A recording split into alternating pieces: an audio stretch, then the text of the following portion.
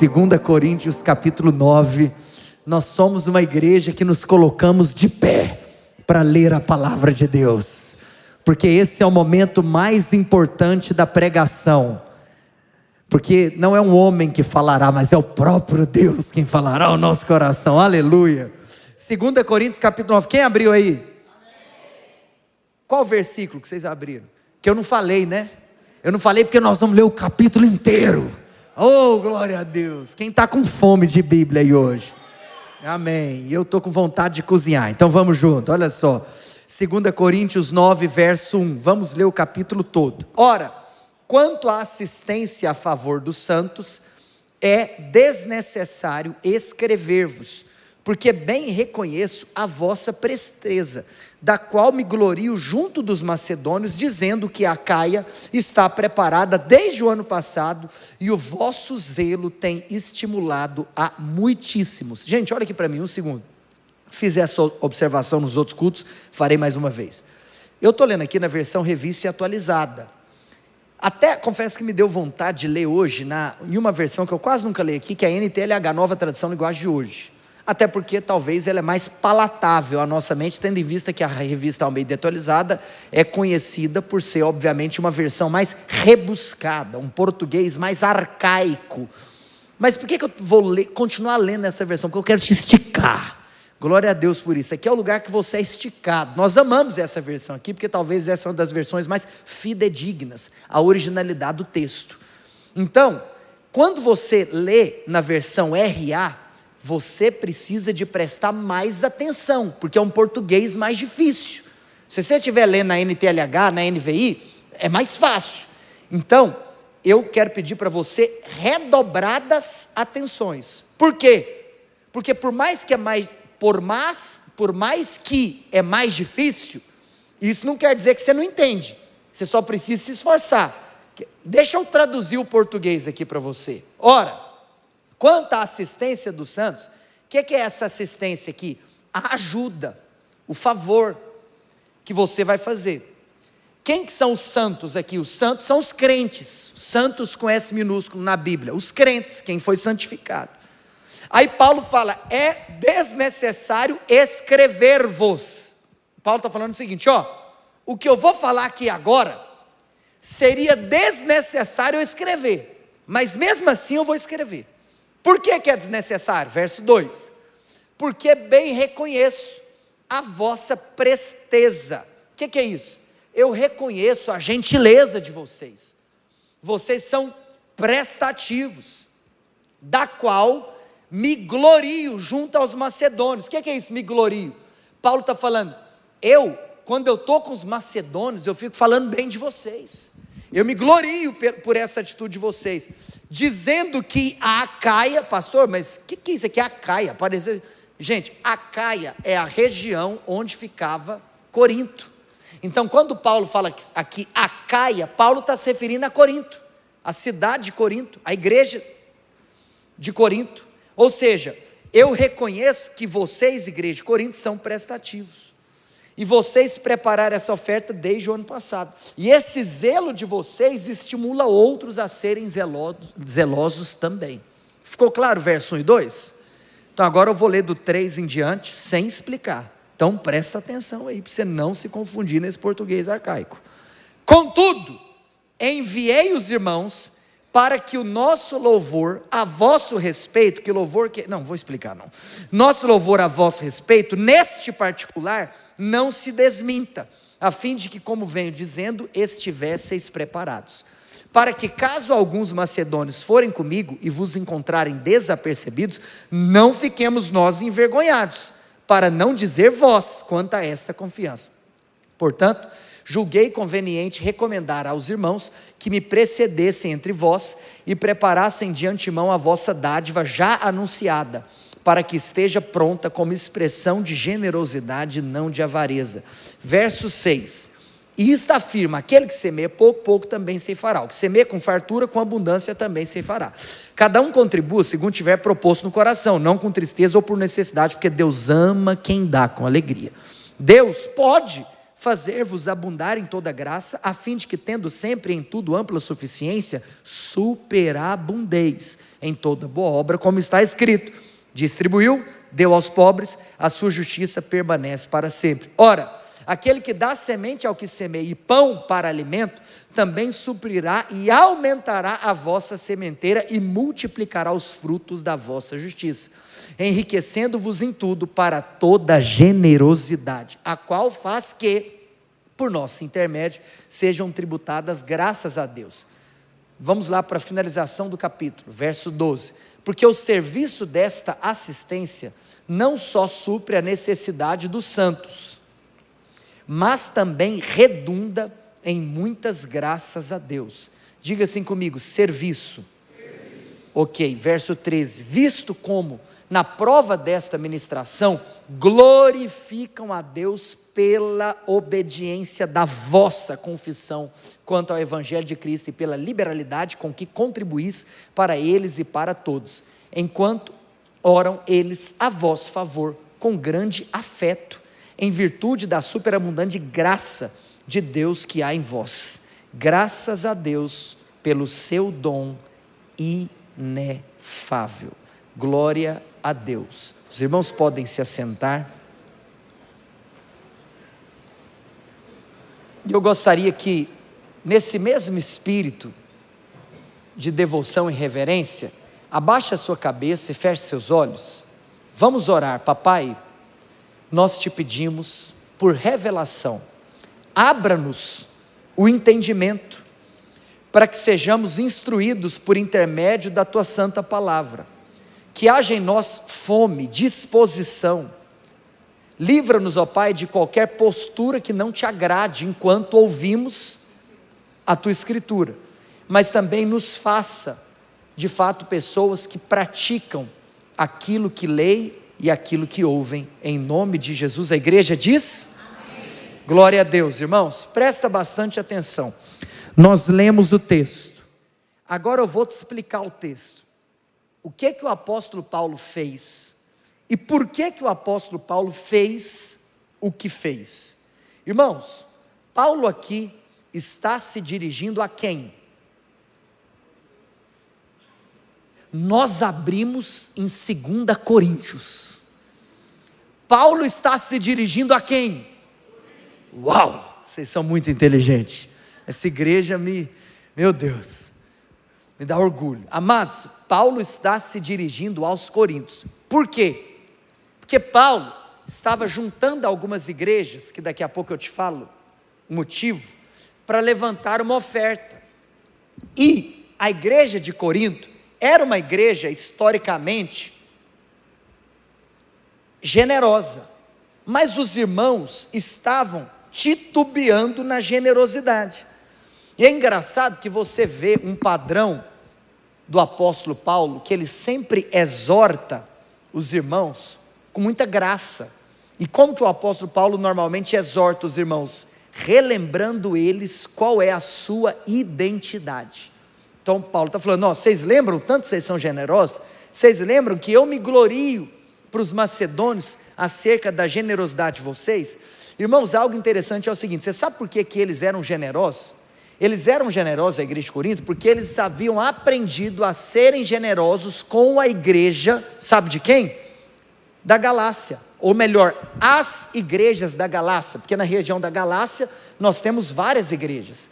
As igrejas da Galácia ensinaram a igreja de Corinto, na Acaia, a se tornarem generosos, e os irmãos de Corinto ensinaram os macedônios a também se tornarem generosos. Olha que coisa linda, eles ensinaram outros aquilo que eles aprenderam, mas no meio do caminho, irmãos, os irmãos da Macedônia superabundaram na generosidade, e os irmãos de Corinto começaram a titubear um pouco na generosidade.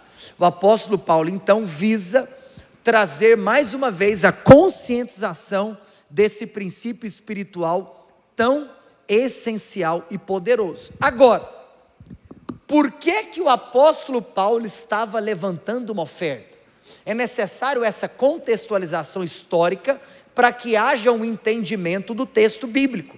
Nós sabemos que em uma boa exegese, você precisa se fazer algumas perguntas. Quem escreve? Para quem escreve? Por que escreve? Quando você tem a sua atenção voltada para quem escreve, para quem e por quê, aí sim você tem uma correta interpretação do texto bíblico. Irmãos, qual era o contexto histórico? Há um tempo atrás, antes do dia em que o capítulo 9 da segunda carta de Paulo aos Coríntios foi vivido, um profeta chamado Ágabo, diga comigo, Ágabo, ele lança uma profecia, ele prediz algo que aconteceria na terra. O que Ágabo disse? Haverá grande fome na terra. Ágabo prediz uma grande recessão econômica na terra, e ele ainda disse quando isso aconteceria. Ágabo disse que seria nos tempos em que o Império Romano fosse governado pelo imperador Cláudio.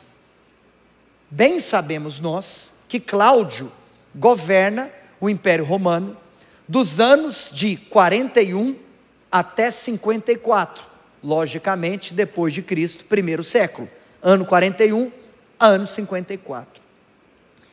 E acontece exatamente como Ágabo disse, nos tempos do governo do imperador Cláudio, há grande fome e recessão. Aí, o que acontece nesse tempo de grande fome e recessão?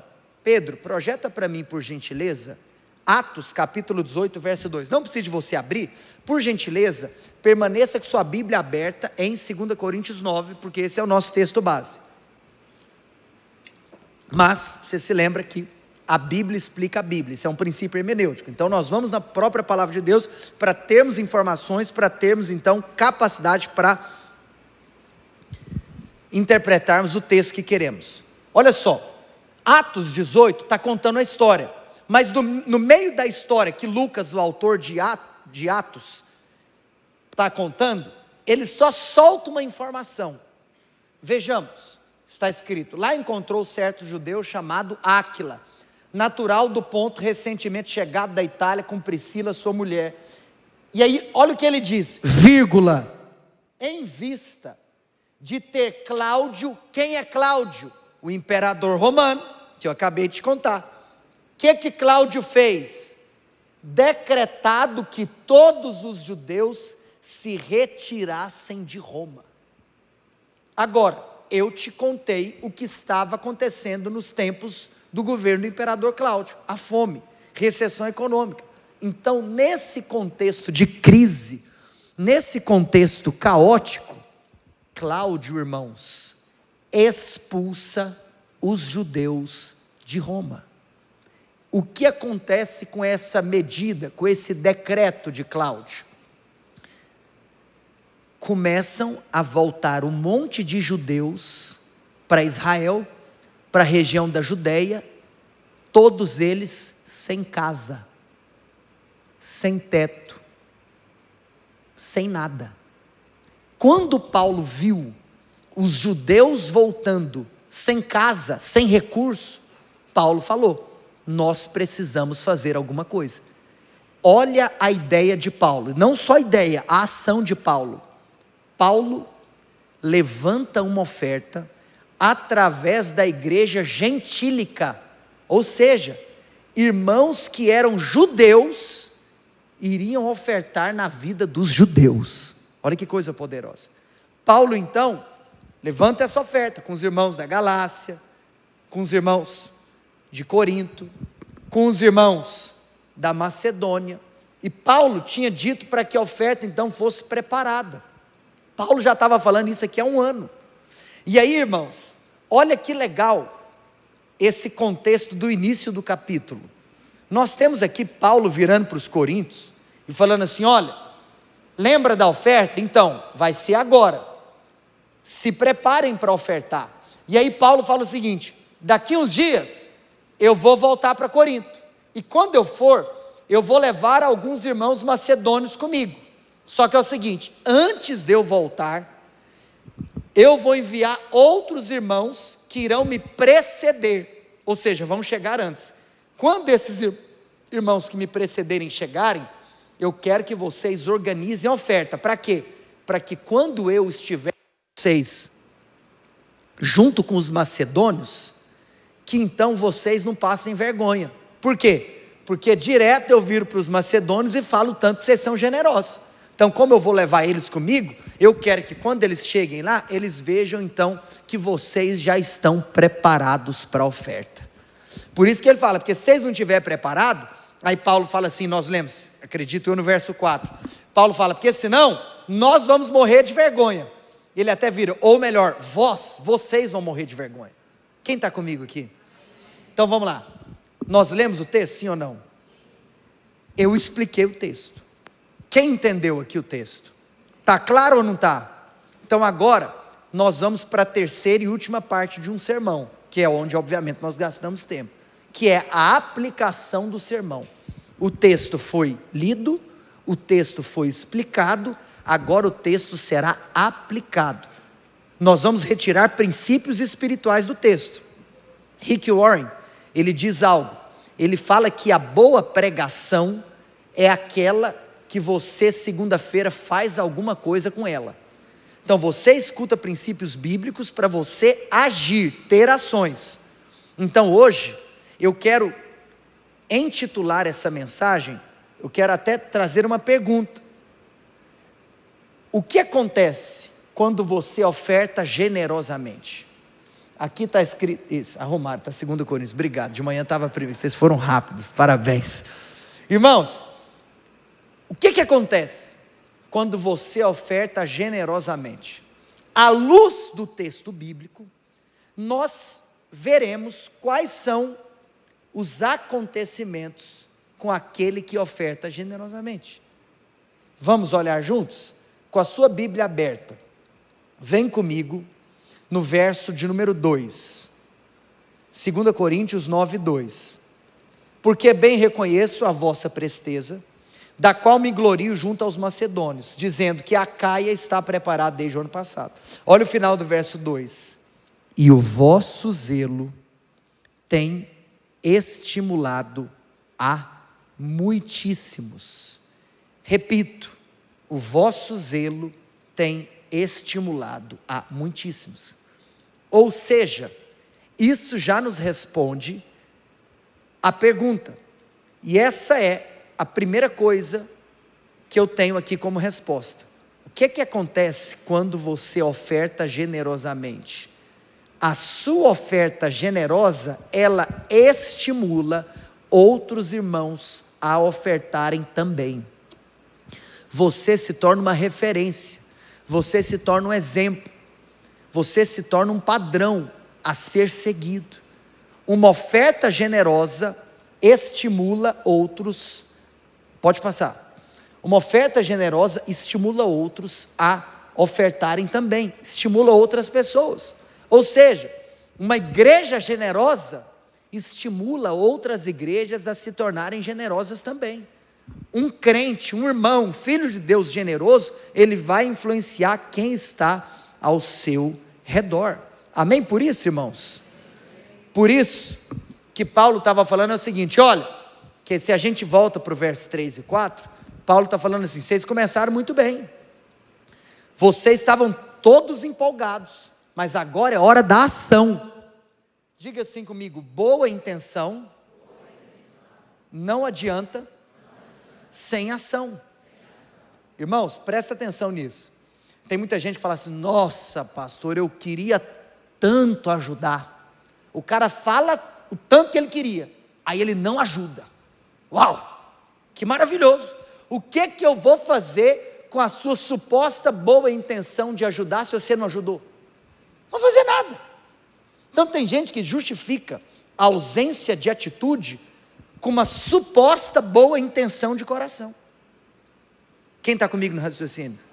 É o seguinte, essa semana, você vai no supermercado, que você pensa assim, nossa, está começando o mês, então dessa vez é o seguinte, eu vou fazer a compra do mês, vou comprar, não é que é a comprinha da semana não, vou pôr tudo no carrinho, desde produto de limpeza, até verdura, fruta, carne, tudo, é para passar o mês. E aí, você vai no supermercado, enche aquele carrinho de tudo quanto é coisa, produto, para você passar o mês. Você enfrenta aquela fila para chegar no caixa. Quando você chega no caixa, você olha para aquela pessoa que está ali atendendo, a atendente, você fala, é o seguinte, eu coloquei nesse carrinho aqui as compras do mês, mas preciso confessar para você, eu até estava com a intenção de pagar, você acredita? Eu queria pagar, eu estava até motivado a pagar, só que é o seguinte, acabei gastando dinheiro com outra coisa, mas eu tenho intenção de pagar, mas eu não vou pagar. Te pergunto, você vai sair com as compras do supermercado, sim ou não? Por quê? Porque boa intenção não paga conta. Olha aqui para mim, aprenda algo, boa intenção não resolve problema. Se você quer se tornar um solucionador de problemas, para de ficar justificando a ausência da sua atitude com uma suposta boa intenção. Nós precisamos de agir, porque você não é o que você fala, você não é o que você promete, você é o que você faz. Precisamos de reconhecer isso, porque nós erramos, às vezes que nós falamos algo e depois não conseguimos fazer. Por isso, amados irmãos, nós precisamos de ter este coração, de entender que disposição e ação precisam caminhar juntas. A disposição tem que andar de mãos dadas com a ação. Amém, irmãos? Diga assim comigo, no reino de Deus, não basta intenção, é necessária ação. Amém? Tem gente que vira e fala assim, queria tanto dizimar esse mês, mas não sobrou. Entendi. Então é isso, para Deus é a sobra. Deixa eu te contar uma coisa, não adianta a sua intenção, pelo contrário, aquilo que você faz, denuncia aquilo que é prioridade para você. Deus precisa ser prioridade na sua vida, amém, irmãos? Agora, vou te contar uma coisa, porque olha só, se você não dizima, ou não abençoa alguém, você fala assim, se sobrar esse mês eu dizimo na igreja, ou eu abençoo alguém, qual que é a mensagem que você está passando? Que primeiro você pensa em você, antes de pensar nos outros. Isso é o contrário da essência do cristianismo, porque a essência do cristianismo é pensar primeiro nos outros, para depois pensar em você.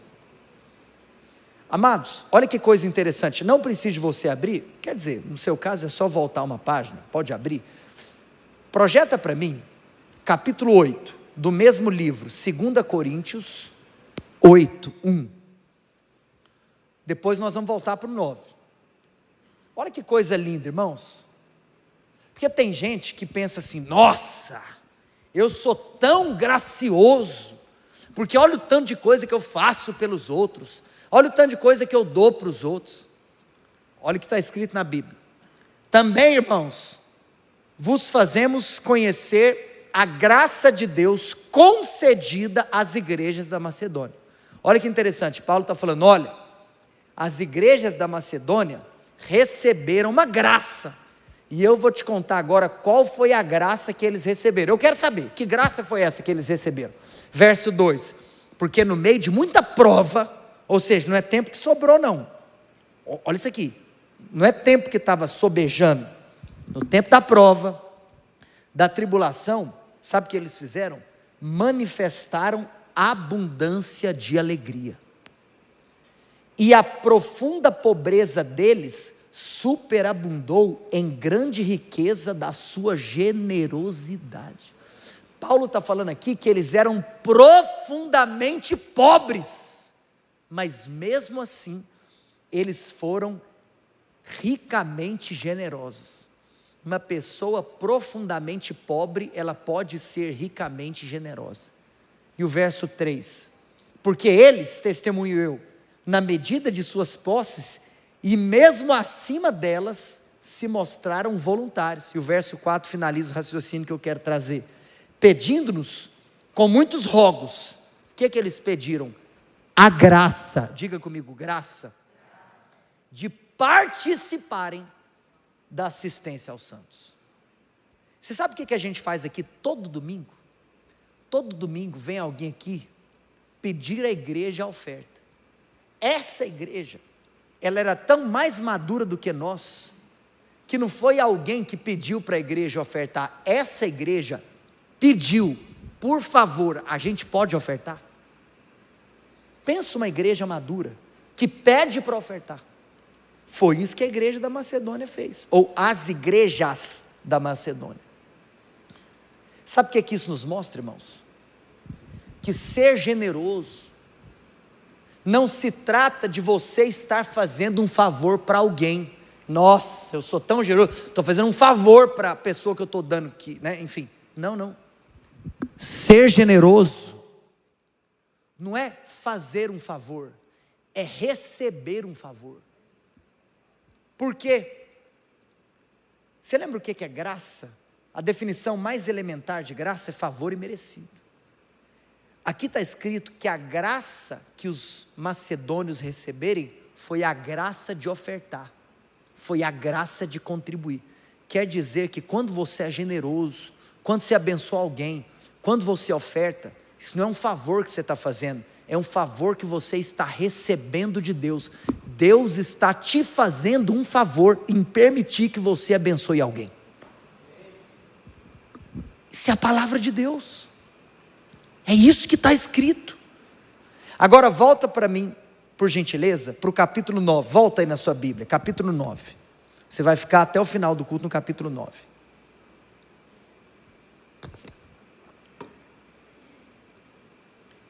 Irmãos, olha o verso 5. Portanto, julguei conveniente recomendar aos irmãos que me precedessem entre vós e preparassem de antemão a vossa dádiva já anunciada. Preparassem a vossa dádiva. Sabe o que é isso aqui? Olha aqui para mim. Oferta tem que ser preparada. Repita comigo, oferta é preparada. E é claro que Deus pode te surpreender e pode te pedir algo. Vou te contar uma coisa, e eu quero testemunhar, porque eu estou nesse ponto aqui para estimular os outros. Por isso que eu não vou te contar valor, eu vou te contar hábito. Nós não precisamos de conversar sobre valor, porque se você conta valor, você não está cumprindo aquilo que Jesus nos instrui no Sermão da Montanha, que você tem que esconder o que sua mão faz. Quem está comigo? Todos os anos eu estabeleço o valor que eu entrego de oferta em todos os cultos, todos os anos. Ou seja, além do meu dízimo, que pela graça do Senhor Jesus, eu entrego desde que eu sou criança, e eu estou estimulando você, tem o hábito. Eu me lembro, e que isso é até engraçado, que o primeiro dízimo da minha vida foi uma nota verdinha, que não era de dólar, porque dólar era uma nota verde, né? Quem lembra da nota verdinha? Tem alguns crentossauros, né, que essa geração não sabe o que é a nota verdinha. Quem lembra o que é a nota verdinha? R$1. Meu pai virou para mim, eu era criança, e falou assim: meu filho, eu agora vou inaugurar uma nova estação na sua vida. A partir de hoje, você vai aprender a administrar as suas finanças. Como eu era criança, eu não podia trabalhar. Ele falou assim: eu vou te dar uma mesada. Falei: uau, quem me viu passar na prova e não me ajudou, agora minha vitória tem sabor de mel, porque agora eu sou um filho herdeiro que recebo mesada. Aí ele virou para mim e falou assim: então o primeiro valor da sua mesada, ou seja, mesada fala de mês, não fala de mesa, fala de mês. Você vai receber por mês do seu papai R$10. Aleluia! Eu falei: graças te dou, pai. Aí eu me lembro, eu era criança, cheguei lá na salinha, eu era da igreja videira na época, cheguei lá na salinha, e eu falei assim: eu quero entregar o meu dízimo. Aí o meu primeiro dízimo da vida, eu posso testemunhar que eu estou contando o valor, né? Misericórdia, vou perder a recompensa de R$1. Não, só estou contando que é R$1, tá bom? Foi R$1. Graças a Deus, pela graça do Senhor Jesus, eu nunca passei sequer um mês da minha vida sem dizimar. Te contar, não é porque eu sou pastor, é porque eu sou filho de Deus. Quando eu comecei a dizimar, eu não era pastor, eu era uma criança. Irmãos, eu entrego o dízimo todos os meses, mas oferta, o que eu faço? Eu preparo. O que está escrito aqui? Que a oferta ela é preparada. Então, por exemplo, ano passado tinha um valor. Esse ano agora, o valor cresceu. Porque todos os anos eu falo, Senhor, todo ano eu tenho que ser mais próspero do que o ano anterior. Então eu aumento a oferta. E quando foi multiplicar o culto, que eu falei, nossa, agora não é mais 2 cultos, agora são 3. E eu falei para Deus que eu vou dar essa oferta em todo culto. Às vezes uma coisa que eu faço é que eu dou mais do que o que eu preparei. Porque é quando Deus fala comigo. Então quando Deus fala com você, você dá mais do que você já tinha preparado. É o que está escrito. Então, domingo que vem é a oferta do Por um Legado. Você não vai ver na hora quanto você vai dar. Não. Esta semana você vai perguntar para o Senhor, Senhor, é a oferta mais especial do ano.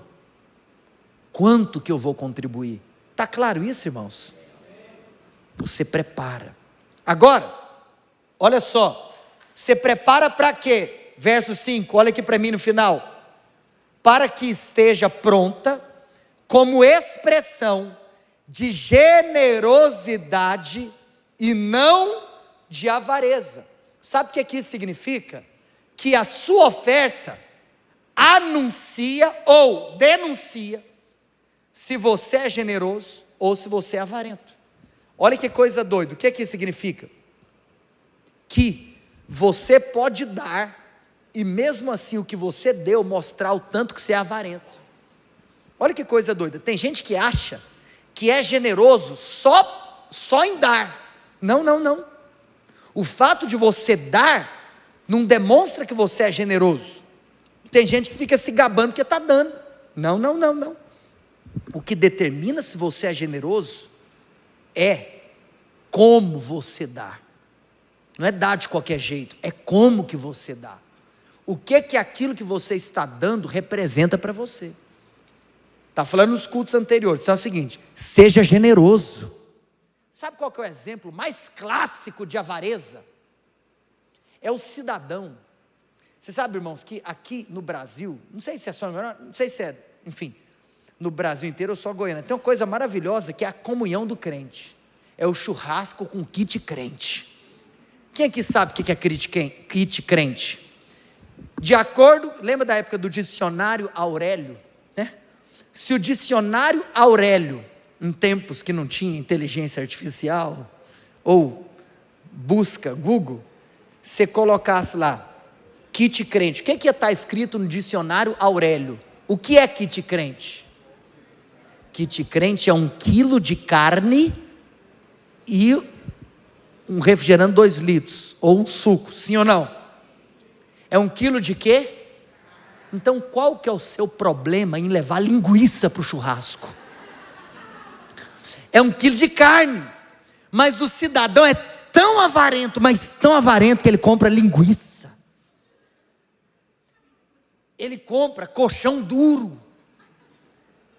Sabe o que é isso? Na casa dele, ele compra picanha. Quando ele tem que colocar na mesa para outros comerem, ele compra colchão duro. Seu avarento. Se ninguém nunca te contou, hoje eu estou aqui para eis que te digo, tu és avarento. Pastor, mas linguiça é o que eu tenho. Então tá bom, então você pode dar linguiça, porque se é o que você tem, está tudo bem. E aí por ética, já que era um kit crente, você pega o seu celular, abre o WhatsApp e envia uma mensagem para o organizador do churrasco. Venho por meio desta dizer que a linguiça é o meu melhor. Amém. Você está redimido. Quem está aqui comigo? É brincadeira, mas vocês estão entendendo, né? Tem gente que é avarento. Eu estava falando, eu gosto de pão de alho. Para mim churrasco tem que ter pão de alho. Eu não posso gostar de pão de alho, achar que churrasco tem que ter pão de alho, e eu ir querendo que alguém leve o pão de alho. Então eu penso, quem é o cara que tem que levar o pão de alho para o rolê? Sou eu, se eu gosto. Que a gente faz, a gente não espera os outros. Amém por isso, irmãos? Você sabe, para encerrar isso aqui, eu estava contando para vocês, contei de manhã, não contei à tarde não, e é por isso que a gente não falou o nome dessas pessoas, para que elas não percam a recompensa delas. Mas aqui na nossa igreja, nós somos constantemente constrangidos, com tanto que alguns irmãos são generosos. Sabe a cadeira que você está sentado? Vou te contar uma história. Nós locávamos cadeira de plástico todo domingo. Quem é da época da cadeira de plástico no culto? E aí, um dia Deus virou para mim e falou assim, é tempo de comprar as cadeiras. Mas quando Deus falou isso, não tinha dinheiro na conta. Irmãos, foi um negócio tão doido que apareceu do nada esse negócio dentro de mim. Deus usou um irmão, Deus usou um pastor amigo e falou assim, Vinícius, por que você não compra as suas cadeiras? E eu falei, uau, porque eu não quero. Porque eu quero sentar na cadeira de plástico, é por isso que eu não compro. Eu falei, eu não compro porque eu não tenho dinheiro. E na hora, o Espírito Santo falou para mim, acabou a fase da cadeira de plástico. Mas eu não tinha dinheiro. Esse pastor amigo virou para mim e falou assim, você vai lá no meu prédio, você vai pegar uma poltrona emprestada, e você vai mostrar essa cadeira para a sua igreja. Eu me lembro, sabe qual foi o primeiro dia que eu mostrei essa cadeira aqui para a igreja? Não sei se alguém é dessa época. Foi no dia que nós fizemos o primeiro Cultura Emaús da história. Aí no primeiro Cultura Emaús eu mostrei a cadeira. Eu falei, gente, Deus nos manda dizer que Ele quer nos dar essas cadeiras. E Ele vai nos dar através das nossas ofertas. Pastor, que presente que é esse? Pasme. Um irmão me procura no final da reunião. Eu vou até sentar para te contar. Ele falou assim, pastor, sabe o que Deus já tinha falado comigo há muito tempo? Um dia, eu estava orando e Deus me falou uma frase, a igreja precisa sentar, e eu entendi, e eu já estava no meu coração convicto de algo, que eu sabia que a responsabilidade era minha, mas eu só estava esperando você falar que era a hora. No meu coração, eu já estava pronto para comprar cadeiras para a igreja, mas eu nunca tinha comprado, porque você nunca tinha falado que a gente ia comprar. Eu já estava pronto, mas você não sabia. Irmãos, é claro, essa cadeira, pela graça de Deus, ela é muito boa, ela é cara, então não deu para comprar todas, mas só a oferta desse irmão, deu para comprar 150 cadeiras, e aí para conseguir comprar essas cadeiras, o que nós fizemos então? Pegamos a oferta dele, demos de entrada, e nós parcelamos o restante em 24, mas hoje, você está sentado em uma cadeira quitada, glória a Deus por isso.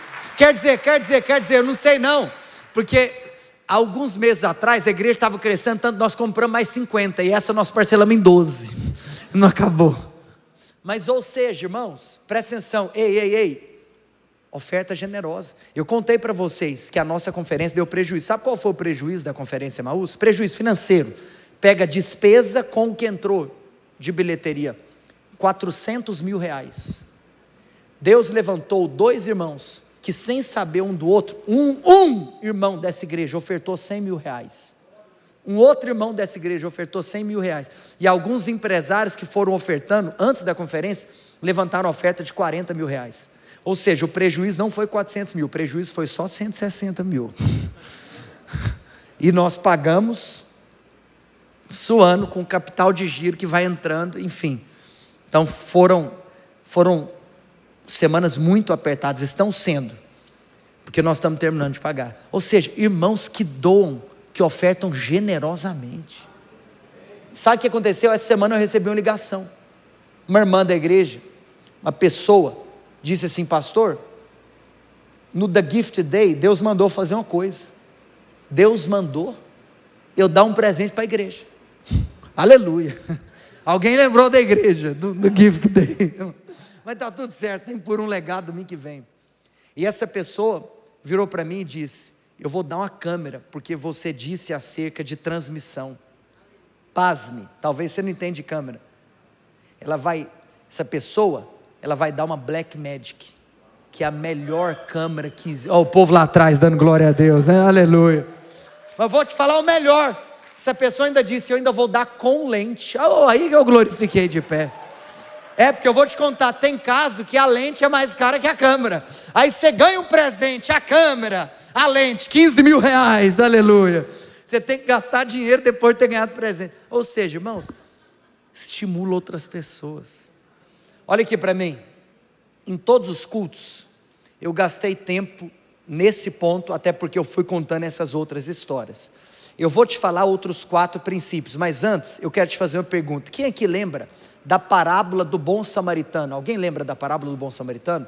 Então, eu não vou te contar, mas você lembra que além da pessoa que nós reconhecemos que é o personagem principal, claro, talvez o personagem principal poderia ser o bom samaritano, mas a parábola só existe porque teve uma pessoa central, que foi aquela pessoa assaltada e que foi jogada na beira do caminho. Quem lembra disso? Aí olha só, presta atenção nisso aqui que isso vai ser didático, para você aprender sobre essa temática.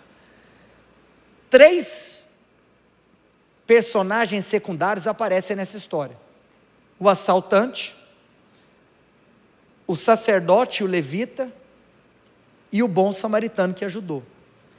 Esses 3 personagens nos ensinam 3 filosofias acerca da generosidade. Qual que é a primeira filosofia acerca da generosidade? A primeira filosofia, que alguns vivem nessa filosofia, é o avarento. Olha aqui para mim, quero falar algo da parte de Deus para você. Sabe por quem que o avarento é representado nessa história? O avarento é representado pelo assaltante, pelo ladrão. Sabe por quê? Sabe quem que é o avarento? O avarento é aquele que pensa assim: o que é meu, e é por isso que eu não te dou. Mas o que é seu, deveria ser meu. É isso que fazem as pessoas roubar.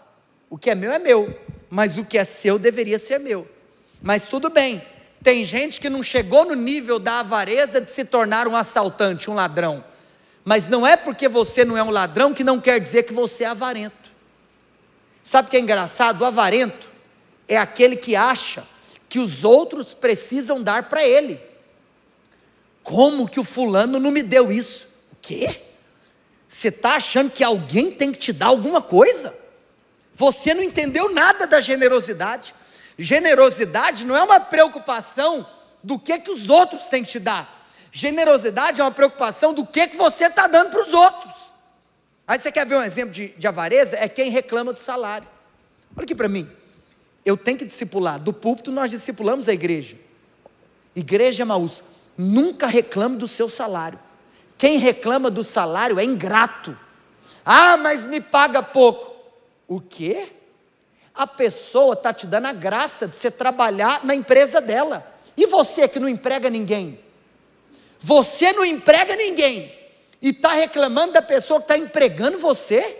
Uai, uma pergunta: tem uma arma apontada na sua cabeça obrigando você a trabalhar para essa pessoa? Porque se for, isso é trabalho escravo. Agora, se a pessoa te remunera, você está lá porque você quer. Não faz sentido você reclamar por algo que você permitiu. Aí, ou seja, a pessoa que fala assim: pois devia me pagar mais. É isso. Você é tão avarento porque você quer o dinheiro que é dele, que não é seu. Está insatisfeito? Não tem problema ser insatisfeito. O problema é o que você faz com a insatisfação. Porque aí tem gente que permanece e continua reclamando. É simples. Acha que paga pouco? Então, seja justo com você, saia de lá. Mas não reclame de quem está abrindo as portas para te abençoar. Esse é o avarento. Agora, lembra do sacerdote do levita? Quem que era o sacerdote e o levita? Eram aqueles que passaram, viram, mas não fizeram nada. É a segunda filosofia de vida com relação a essa temática. Não é a filosofia da avareza, é a filosofia da indiferença. O indiferente, o que ele faz? Perdão, como que ele pensa? Ele pensa o seguinte: o que ele faz? Ele não faz nada. E como que ele pensa? O que é meu, é meu. O que é seu, é seu. cada um por si e Deus por todos. O avarento, ele fala: o que é meu, e o que é seu deveria ser meu. O indiferente fala: o que é meu, o que é seu. Mas em terceiro lugar, você tem aquele homem que cuida daquele camarada que sofreu, pega ele, põe no ombro e leva para a hospedaria. Lembra disso? Quando ele chegou na hospedaria, o que ele fez? A escritura diz que ele pagou 2 denários e disse: eu vou pagar a conta para você cuidar dele, e eu já vou pagar a conta adiantado, e digo mais, eu volto para pegar ele, e se a conta aumentar, eu completo o resto. O generoso, é a terceira filosofia, é a generosidade. O que o generoso faz? O que é seu, mas o que é meu, quando você precisa, também se torna seu. Isso é o generoso. Irmãos, quando nós ofertamos generosamente o que nós estamos fazendo, nós estamos estimulando outros. Agora, olha comigo o verso 6. O time de adoração pode vir. A escritura diz: e isto afirmo, aquele que semeia pouco, pouco também ceifará, e o que semeia com fartura, com abundância também ceifará. Segundo lugar, quando você oferta generosamente, a sua oferta, a sua contribuição, no final das contas, ela abençoa você mesmo. Por quê? Olha que coisa louca. Porque quanto mais você semeia, mais você colhe. Paulo usa aqui o princípio da agricultura. Irmãos, eu sei que muitos espertalhões ou charlatões da fé usam esse versículo para querer extorquir as pessoas, mas não é porque alguém usa o versículo de maneira errada que nós vamos deixar de pregar o que é certo.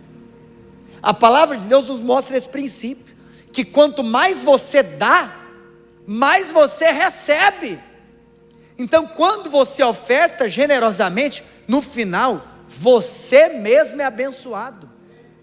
Olha o que Paulo fala aos Efésios, no capítulo 6, no verso 8. Coloca aí para mim, por gentileza, não precisa de você abrir. Efésios 6, 8. Olha que coisa interessante. Paulo fala assim: certos de que cada um, vocês, cada um aqui, qualquer um, se fizer alguma coisa boa, pode ser qualquer coisa, receberá isso outra vez do Senhor. Gente, nós servimos a um Deus que vê tudo de bom que a gente faz, e o que a gente faz de bom, sabe o que Ele faz? Ele vai lá e faz isso conosco outra vez. Porque quando você oferta, essa oferta no final contribui para que você mesmo seja abençoado por Deus. Sabe o que é interessante? Olha aí comigo, na sua Bíblia, não precisa projetar, pode voltar para a tela. Olha o que está escrito no verso 7, por gentileza, irmãos. Cada um contribua segundo tiver proposto no coração, não com tristeza ou por necessidade, porque Deus ama quem dá com alegria. Diga assim comigo: cada um.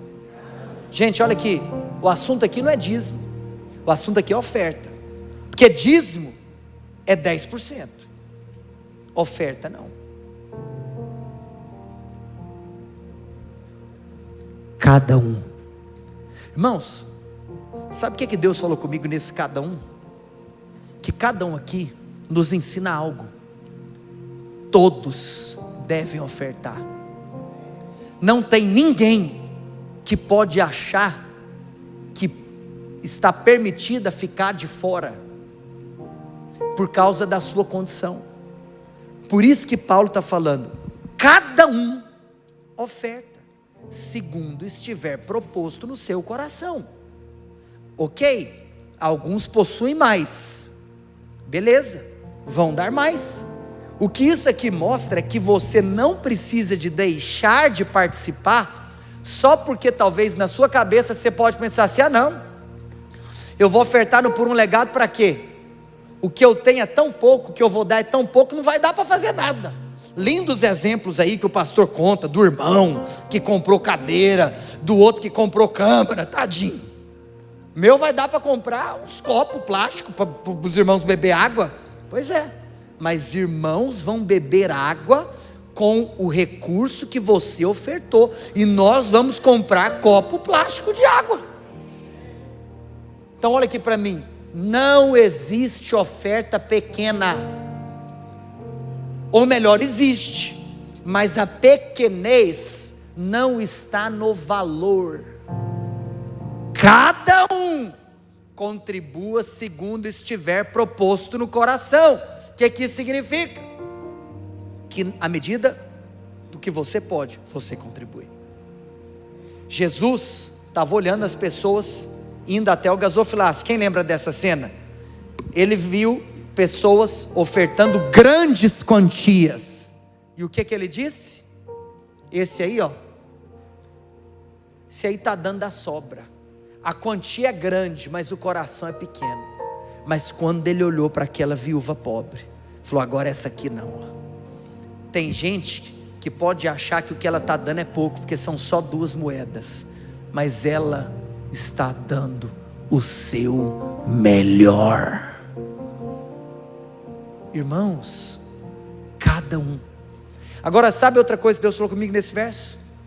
A escritura diz: Deus ama quem dá com.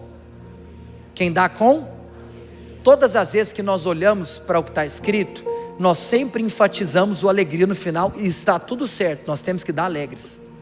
Mas algo que me chama a atenção é que está escrito: Deus ama quem dá. Deus não ama o que é dado, Deus ama quem dá. Não importa quanto você está dando, o prazer e a satisfação que Deus tem não é no que ou no valor que você dá, mas é no fato de você estar dando. Deus ama quem dá. Por que, pastor, que Deus ama quem dá? Porque quando alguém dá, está se parecendo com o Pai que deu o seu Filho. Deus é o maior doador do universo, e quando você dá, você está se parecendo com Deus Pai. Irmãos, quando você contribui, você abençoa você mesmo. Claro que não é você que te abençoa, a sua oferta tem o poder de você experimentar da bênção de Deus. Amados, nos versos 10 e 11, a escritura diz: ora, aquele que dá semente ao que semeia, e pão ao alimento. E o verso 11 diz: enriquecendo-vos em tudo para toda generosidade. Olha aqui para mim, sabe qual é a semente que Deus multiplica? Não é a semente que você come, é a semente que você semeia. A multiplicação é proporcional à sementeira. E te digo outra coisa: Deus é tão bom, e Deus, Ele é tão generoso, que Deus não dá só para quem dá, que está escrito. Porque Deus também dá pão para quem não deu nada. Diga assim: Deus não dá só para quem dá. Vem comigo nesse raciocínio. Deus supre a necessidade de todos. Deus não supre a necessidade apenas dos generosos. Deus supre a necessidade de todos. Mas fala: pastor, então qual que é o benefício de eu ser generoso? Que Deus sempre dá. O que muda é o que Deus dá. Ao avarento, que nunca semeia, Deus dá pão. Mas ao generoso que semeia, Deus continua dando mais sementes.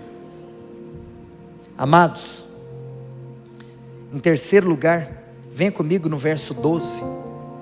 E sobre, eu até esqueci de comentar aqui, sobre o enriquecendo, isso aqui nos mostra algo. Talvez, pode ser que eu estou pregando aqui para gente próspera. Talvez tem gente rica aqui me ouvindo. E eu te pergunto: por que você ficou rico? Talvez alguns podem pensar, eu fiquei rico porque eu trabalhei muito. Quero te contar, essa resposta ela está errada, ou melhor, está incompleta. Tudo bem que existe sim uma relação entre trabalho e riqueza. Por quê? Porque é como se um trabalho fosse um pré-requisito. Não tem como você se enriquecer não trabalhando.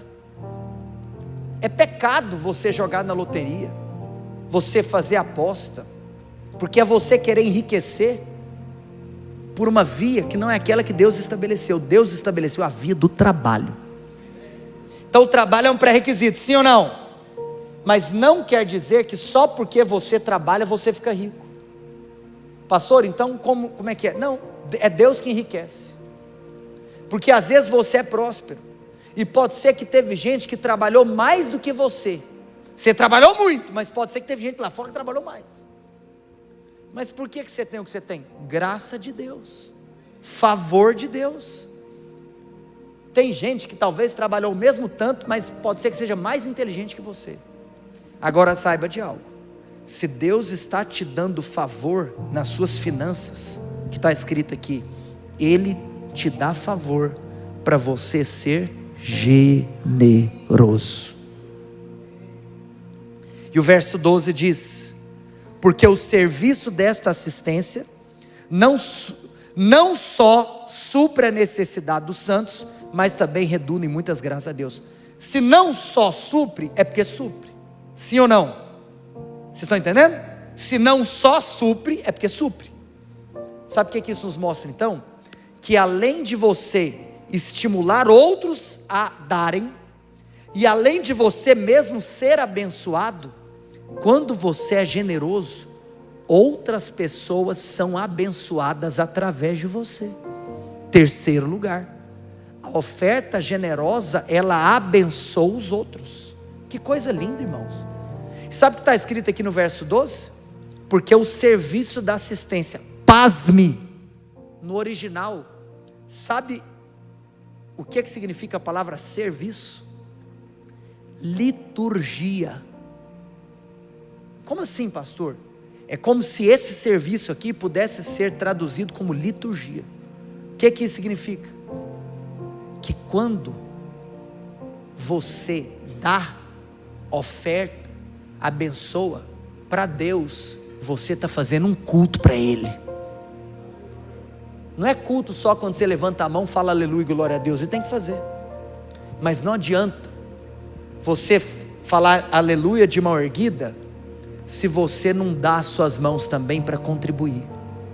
Porque o culto acontece quando você contribui. Sabe o que é engraçado? Lá nos Estados Unidos, você não fala assim, eu vou para o culto. Sabe como é que é culto em inglês? Lá nos Estados Unidos fala, eu estou indo para o serviço. Porque culto é o mesmo que liturgia. Quando você oferta, Deus está sendo cultuado. Agora, estamos terminando, são 15 versos. Estamos agora no 13, vem comigo. Visto como na prova dessa ministração, glorificam a Deus pela obediência da vossa confissão. Sabe o que é isso? Essas pessoas que foram abençoados por você, glorificam a Deus. Quarto lugar, a sua oferta generosa, ela glorifica a Deus. Deus é glorificado. Que coisa poderosa. Ele é cultuado e Ele é glorificado. E o verso 14, penúltimo: enquanto oram eles a vosso favor. Eu até mudei, ontem às 2h14 da manhã, eu mandei uma mensagem para os irmãos da mídia, porque isso aqui eu enxerguei 2h14 da manhã, enquanto oram eles a vosso favor. Quando você é generoso, em quinto e último lugar, você acaba ganhando intercessores, porque a Bíblia diz que aqueles que receberam a oferta, oraram por aqueles que dão oferta, ou por aqueles que deram oferta. Por exemplo, aqui na igreja, todas as vezes que a gente recebeu essas ofertas que eu citei, nós oramos: Senhor, abençoa o fulano, abençoa o Beltrano. A pessoa que recebe oferta, ela agradece a Deus, ela intercede por quem deu a oferta. Ô irmãos, sabe o que é poderoso? Quando você é generoso, você ganha intercessores. E o último versículo para nós encerrarmos juntos: graças a Deus pelo seu dom inefável. Olha aqui para mim, eu preciso te encerrar te contando isso. O apóstolo Paulo fala, os instrumentos podem tocar. O apóstolo Paulo fala: Senhor, eu te dou graças.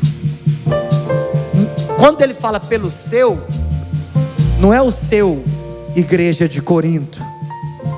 Senhor, eu te dou graças pelo seu, o de Deus, dom inefável. Agora eu te pergunto, qual é o dom inefável de Deus? Você sabe, irmãos, essa palavra inefável, ela é maravilhosa, porque ela é uma palavra que tenta traduzir um sentimento muitas vezes difícil de ser traduzido em palavras.